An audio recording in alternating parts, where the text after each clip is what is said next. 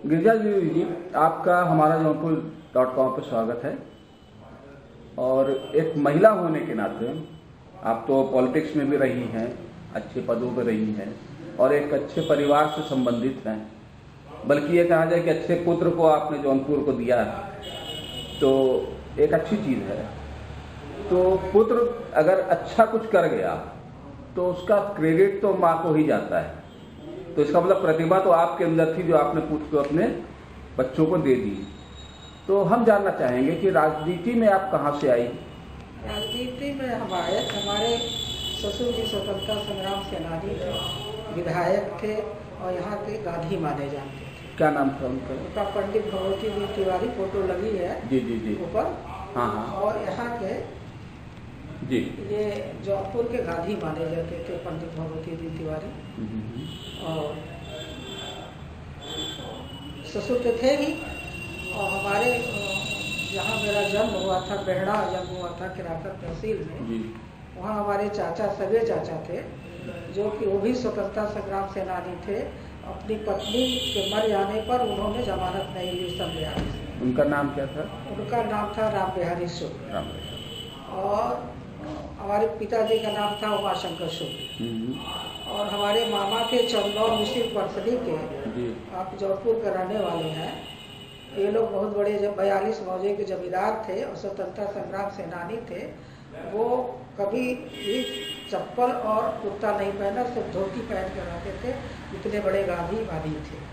तो असर तो था ही परिवार का, मैके से ही असर था, ननिहाल से असर था, यहाँ आने पर ससुर का था।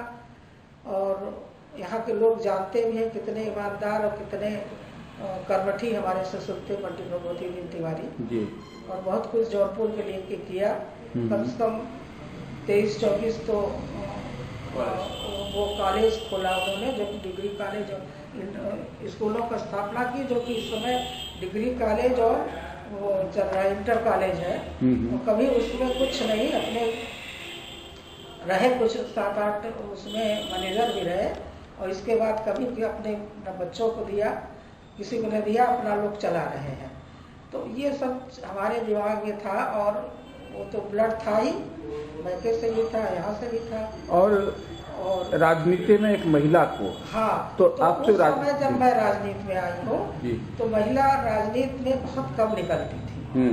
लेकिन चूंकि हम ऐसे घर से थे, ऐसे परिवार से थे, हमारे में इतना वो था, साहस था। और अच्छे घर के भी थे, बड़े घर के लड़के रहे, ननिहाल से भी, वहाँ मैके से भी, हर तरह से संपन्न थे। इसलिए कॉन्फिडेंस सबको बहुत था किसी चीज़ का, कहीं दबना नहीं, कहीं वो नहीं, और सही वो। तो हम शौक से आए उसमें। जब हमारे सारे बच्चे हो गए और छोटा वाला बच्चा 7 साल का था मेरा, तो मैं इसमें आई हूँ। और जब मैं निकली हूँ तो सेवा भावना से निकली हूँ, देश सेवा भावना से। और हमको ये था कि जनता की सेवा करें, देश की सेवा करें। और जब जितना भी हम निकलते गए, जितना भी हम काम करते गए, तो हमारा यश बढ़ता गया, हमारी इज्जत बढ़ती गई। तो शौक भी था, ये शौक था, बड़ा अच्छा लग रहा था। लेकिन आज की राजनीति आप जो देख रहे हैं, अब तो ये राजनीति कहना नहीं चाहिए, एकदम गंदी हो गई है। पैसे की राजनीति, हर जगह पैसा। अभी देखिए चुनाव हुआ है पंचायती राज का, लोग वोट खरीदे हैं। इसके बाद जिला परिषद की सदस्य मैं भी चुनी गई, और नहीं कुछ नहीं, चुन ली गई। हाँ, तो पहले ऐसा नहीं था। लेकिन पहले बिल्कुल नहीं था, बिल्कुल नहीं था। आपको बताया, मैं जब राजनीति में आई हूँ सन 74 में आई होगी, नहीं बहुत पहले नहीं आई हूँ, 74 में आई हूँ। तब मैं बताती हूँ कि मतलब कि बेवानी नाम की कोई चीज नहीं रहती। आपको बताया कि अगर हम बहुत करते थे, हमारे यहाँ भीड़ लगी रहती थी, शौक हमको था ना, हमको अच्छा लगता था लोगों का काम करना। और तो अधिकारी भी ऐसे थे, ईमानदार, लोगों की बहुत सुनते थे। और हमारा एक सिद्धांत था कि हम सही काम करें, जो पहले ही हम समझ लेते थे, बात कर लेते थे। हमने एक प्रतिनिधि रखा था, एक अपना प्रतिनिधि रखा था, है इस समय, लेकिन बुलाएंगे नहीं। उसमें है, लेकिन हम वहाँ बुलाएंगे नहीं क्योंकि और लोग हैं। तो वो इतना हम काम करते थे कि भीड़ लगी रहती थी। अच्छा, आपके कितने बच्चे हैं, कितने पुत्र? हमारे 2 पुत्र थे, एक तो रमेश तिवारी थे जिसको आप जानते हैं, वो भी सेवा करते ही गया। और एक है जो कि इंजीनियर है वहाँ इलाहाबाद में। जी।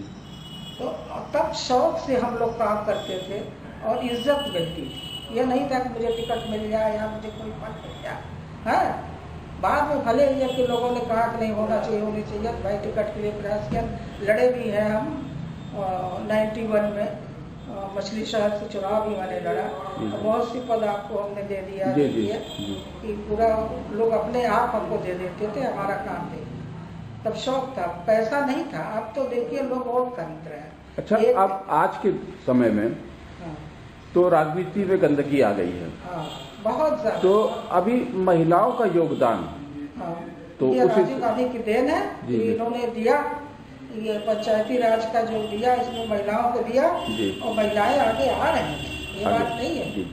महिलाएं आगे आ रही हैं और काम कर रही हैं। अच्छा, जौनपुर में आपने काफी साल से काम किया है, तो जौनपुर के लोगों की सोच या की मानसिकता या यहाँ की तरक्की, कहा यह जाता है कि जौनपुर को जो स्थान विश्व में मिलना चाहिए था वो नहीं मिला। सही नहीं मिला, कहा यह जाए। तो ये क्यों नहीं मिला? ये आगे आने वाले दिनों में इसके लिए क्या कर सकते हैं? इसको हम ये कह सकते हैं, अब हमको कहना नहीं चाहिए, लेकिन इस मुद्दे को नेताओं ने उठाया नहीं। जो आप पार्लियामेंट में गए या जो विधानसभा में गए, हमको लगता है इन्होंने उठाया नहीं, और जो उठा दिया जिसके लिए प्रयास किया गया, पहले तो ये भी था कि मतलब हम लोग काम करा लेते थे, सड़क का बंधन नहीं था, कोई किसी को इतना कोटा है या किसी चीज का पुलिया का करा लेते थे। तो इस मुद्दे को हमको लगता है कि जितने भी अच्छा नहीं लगेगा पॉलिटिकल आदमी को, हमको लगता है कि सही ढंग से उठाया, सही ढंग से उसको उठाया। जो उठा दिया गया वो हो गया, उसको दिल से जो उठा दिया गया, और कार्यकर्ताओं ने मिलकर उठाया और विधायक ने उठाया, हो गया। अब आप जैसे लोग, आप लोगों जैसे लोग लगे हैं, इतना पुराना शहर, ऐतिहासिक शहर है ये, और अभी तक उसका डेवलपमेंट नहीं हो पाया, उतना नहीं हो रहा। जबकि शिक्षा के मामले में तो बहुत आगे है। शिक्षा के मामले में तो जौनपुर का कोई सानी नहीं है। और लेकिन अब के राजनीति के जो कह रहे हैं, क्योंकि देखिए जौनपुर की एक दुखदायक बात यह है कि इसका इतिहास भी शिक्षा के लिए बहुत मशहूर है। अगर शार्की टाइम से देखिए तो शिराज हिंद का मतलब होता है कि जहाँ पे सबसे ज्यादा उच्च शिक्षाएं मिली। आज के समय में देखिए तो आज भी यहाँ विश्वविद्यालय, कॉलेज, लोगों ने बहुत ज्यादा, जौनपुर ने कुछ बनवाया, कुछ किसी ने, जिसने भी बड़ा आदमी हुआ उसने कुछ न कुछ शिक्षा के लिए संस्थान बनवाया। लेकिन फिर भी यहाँ की जो शिक्षा के स्तर है वो उतना नहीं है कि विश्व में जाके आदमी खड़ा हो सके। अभी तक अक्सर यही के लोग कहते हैं भाई बच्चे को बाहर पढ़ाएंगे, क्यों पढ़ाएंगे जब इतने इतने कॉलेज हैं। और ठीक इसी तरह से यहाँ के अस्पताल भी हैं, बड़े बड़े हॉस्पिटल हैं, लेकिन जब किसी का सीरियस मैटर होता है तो रिफर टू बनारस।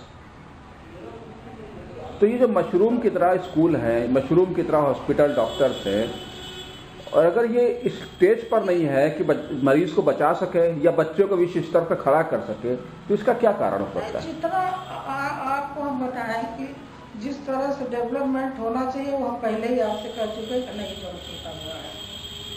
अब वो कारण क्या है?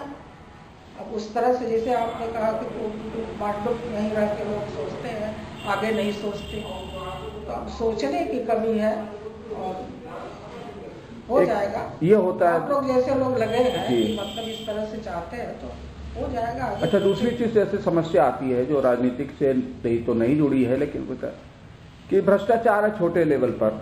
छोटे लेवल का मतलब है राशन कार्ड बनाना है तो सुनते हैं भाई, मैंने कभी नहीं किया, लेकिन सुनते हैं कि जाइए तो कुछ दक्षिणा दे दीजिए तो जल्दी हो जाता है, वरना 9 चक्कर लगेंगे। अरे आप तो किसका क्या कारण हो सकता है कि आप सोचिए, आप छोटी सी बात ले लीजिए,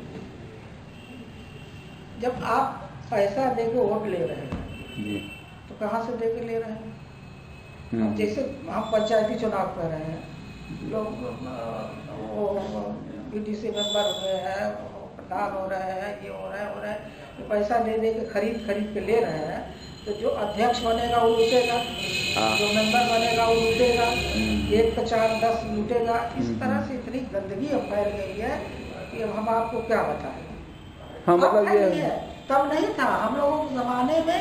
आपको बताएं, सिर्फ लोग देश सेवा के बहुत दिन नहीं हुआ, बहुत दिन हुआ हो, और खाली देश सेवा। मान लिया हम कांग्रेस पार्टी में, तो ये था किसी ने अगर कोटा ले लिया है तो पदाधिकारी नहीं रहेगा, किसी ने खाद की एजेंसी ले ली है तो पदाधिकारी नहीं रहेगा। और अब जो है वही लोगों की क्वालिटी हो गई है, कोटेदार है, खाद वाले है, चाहे कुछ भी हो, मतलब जो जितना ही ज्यादा लूट सकता है लूटे, वही नेता है। अच्छा, आज के जौनपुर के लोगों को, युवाओं को या जौनपुर के निवासियों को अब कोई मैसेज देना चाहती है कि तरक्की कैसे संभव है इनकी?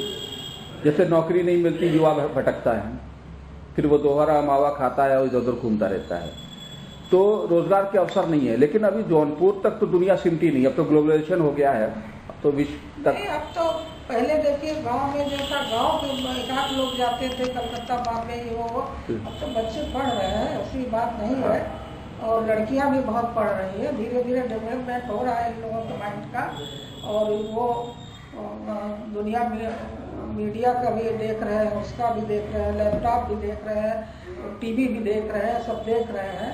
कोई चीज वो नहीं रह गया कि वो नहीं चाहते कि बस जौनपुर में ही रह जाए, तरक्की चाहते हैं। तरक्की का सोच इन लोगों की हो रही है कि हम किस तरह से अपने करियर बनाएं। यही नहीं, लड़के ही नहीं, और लड़कियां भी, वो अब ये नहीं चाहती कि शादी करके तुम छोटे छोटे घर की लड़कियां। यहाँ तक आपको बता दें कि अब जो घर में काम करती हैं, वो लड़कियां जो पढ़ रही हैं, वो भी चाह रही है कि अभी हम शादी नहीं करेंगे जब तक कि हम नौकरी नहीं कर लेंगे। और किस किस तरह से पढ़ रही है, आपको हम बताएं कि 2-1 घरों में काम करके और वो अपनी फीस दे के पढ़ रही है। तो ये अब सोच हो गई है जौनपुर की। तो मतलब ये तरक्की के लिए सोचा जा सकता है, सोच रहे हैं कि तरक्की करेगी। समझे? अच्छा,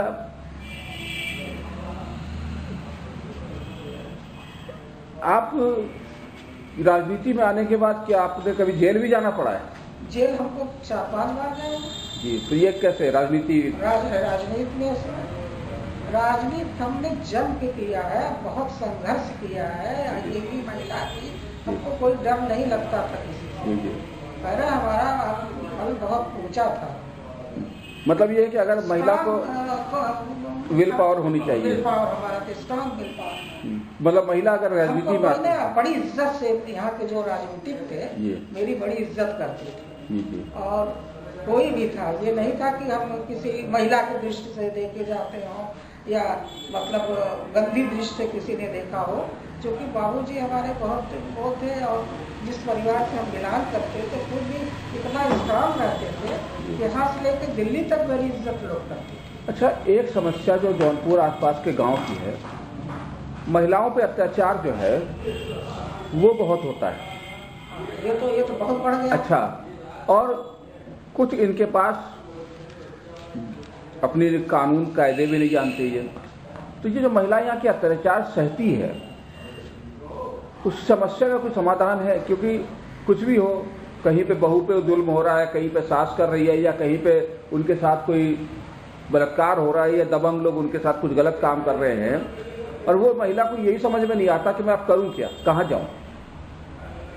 तो क्या इसके लिए कुछ महिलाओं के लिए कुछ ऐसा यहाँ पे नहीं है कि कोई संस्था हो, कोई जगह हो? संस्था है वो करते, लेकिन देखिए इस तरह की सोच हमारे परिवार से ही, संस्कार माँ से ही बढ़ता। जैसे आपने कहा कि एक माँ ही सब कुछ कर सकती है, तो बच्चों के ऊपर ये संस्कार माँ ही दे सकती है कि ये इस तरह की बातें। अरे भाई, जो महिला तुमको पैदा करती है, तुम्हारा लालन पालन करती है, तुमको रास्ता दिखाती है, उसके साथ इस तरह गंदगी, इस तरह कितनी गंदी बात है। इस तरह के संस्कार कहाँ से आ रहे हैं? कि हमारी भी कमी है, मतलब हमारे महिलाओं में भी कमी है। बच्चों को मार्गदर्शन तो औरत ही देती है, घर में जो माँ है वो देती है। वो संस्कार नहीं डाल रहे इस तरह। पहले जो संस्कार था ये था कि भाई सिर्फ पति पत्नी का ये वो था कि भाई ठीक है। अब जो संस्कार इस तरह के नहीं पड़ रहा है। अच्छा, आज के दौर में, पहले तो लोगों को इतनी जागरूकता नहीं थी, फिल्मों की। हमको देख रहे हैं कि ये आजकल टीवी सबसे ज्यादा वो बिगाड़ रहा है। हाँ, टीवी है, मोबाइल है, इंटरनेट है। मोबाइल में भी क्या क्या दुनिया भर का आता है। तो इसका असर आज के युवाओं पे हो रहा है। हाँ। पहले तो लड़कियां उससे बची रहती थी, लड़के ही बाहर जो कर लेते थे कर लेते। अब तो लड़कियां भी उसी में है, और उसके चलते उनके कदम गलत पड़ते हैं, फिर समस्या पैदा होती है। तो क्या इस चीज को रोकने के लिए कौन क्या कर सकता है? माँ बाप का करना है या समाज कुछ करे? शुरू में तो माँ बाप को करना है, उनका संस्कार ही बचपन से। हमारे भी बच्चे हैं, आप जानते हैं, हमारे लड़कियों को जानते थे, रत्नेश तिवारी को जानते थे, किस तरह का संस्कार था। जी, राकेश को भी नहीं मिले आप, हमारे दोनों बच्चों फोटो को देख रहे हैं। जी जी, कि संस्कार तो देखो, माँ बाप और दादा दादी अगर हैं, वो बचपन से ही संस्कार डालते हैं। बचपन से ही सिखाया जाता है, देखो ये गलत है बेटा, इसको नहीं करना चाहिए। तो शुरुआत तो यहीं से है, घर से ही होती है। और उसको जब बच्चे गलती कर रहे हैं समाज का देख के या लोगों को देख के, तो उसको माँ बाप को समझाना चाहिए। लेकिन होता ये है कि न समझा के उसको समझते, कोई शिकायत कर रहा तो उसको अपना संस्कार तो थोड़ा फर्क है। यहाँ एक चीज और होती है कि माता पिता का संस्कार तो ये था कि माँ ने 20 साल घूंघट निकाला, फिर समाज सास ससुर चले गए, घूंघट कम हो गया। लेकिन बच्ची उसकी जीन्स पहनने को तैयार है, ये भी है। उसकी बारीकी माँ नहीं जानती, माँ नहीं जानती, बच्ची को शौक है, उसको रोका नहीं जा सकता। तो ऐसी समस्या के क्या समाधान है? हाँ, उसके लिए होना चाहिए, होता है, ये बात नहीं है। मतलब जहाँ संस्कार डाला जाता है वहाँ ये बताया जाता है, और घरों में देखिए आप, तो उसके लिए भी माँ बाप जिम्मेदार है। अतिरिक्त जिम्मेदार माता पिता हैं, तो उनको सही परवरिश अपने बच्चों को करनी चाहिए। नहीं दे पाते, अच्छे बुरे की उनको पहचान बच्चों को करानी चाहिए। हम नहीं कह रहे घूंघट काढ़े, बिल्कुल आवे, स्वतंत्र होकर अकेले आवे जी। लेकिन यह है कि कपड़ा जो है कायदे से पहनना चाहिए। हाँ। ईश्वर ने बनाया है स्त्री पुरुष, तो उसको उस ढंग से वस्त्र का निर्माण भी मान लिया किया है मनुष्य ने ही।